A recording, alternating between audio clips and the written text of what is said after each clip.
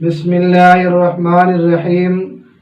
سامعین مکرم، مسئلہ یہ ہے کہ اگر کوئی شخص رمضان المبارک میں بلا عذر روزہ نہ رکھے اور علانیہ کھائے پیے، یعنی ہر کسی کے سامنے کھانا پینا شروع کر دے، تو وہ شخص فاسق ہے اور اسلامی شعائر کی توہین کرنے والا ہے۔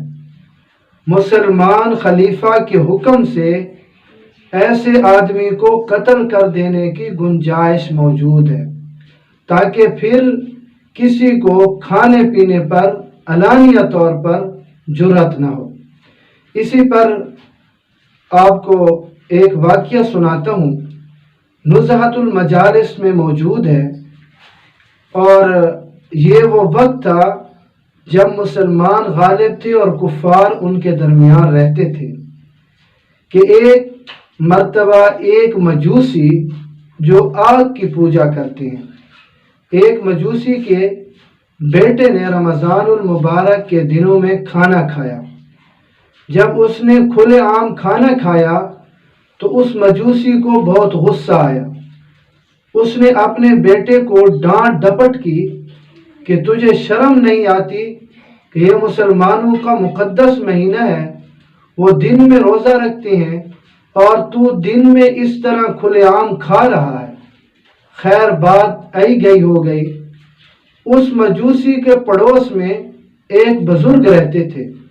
جب اس مجوسی کا انتقال ہو گیا تو ان بزرگ صاحب نے اس مجوسی کو خواب میں دیکھا کہ وہ مجوسی جنت کی بہاروں کے مزے لوٹ رہا ہے۔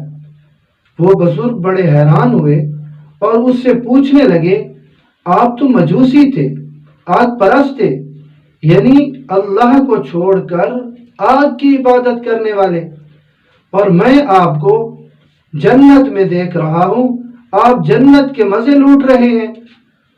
تو وہ خواب میں ہی کہنے لگے کہ ایک مرتبہ میرے بیٹے نے رمضان المبارک میں کھلے عام کھانا کھایا اور میں نے رمضان المبارک کے ادب کی وجہ سے اسے ڈانٹا۔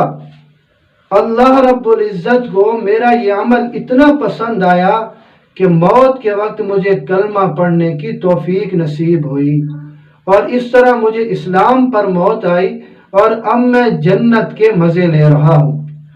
تو اس سے اندازہ لگائیں کہ صرف رمضان المبارک کے ادب کا یہ حال ہے کہ ایک کافر مجوسی کو ایمان کی توفیق نصیب ہوتی ہے، تو جو صحیح معنی میں روزہ رکھے گا اس کا کیا علم ہوگا، اس کی کیا شان ہوگی۔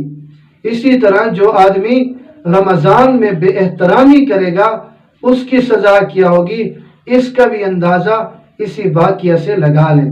اللہ رب العزت ہمیں رمضان المبارک کے احترام اور رمضان المبارک کی قدردانی کی توفیق نصیب فرمائے۔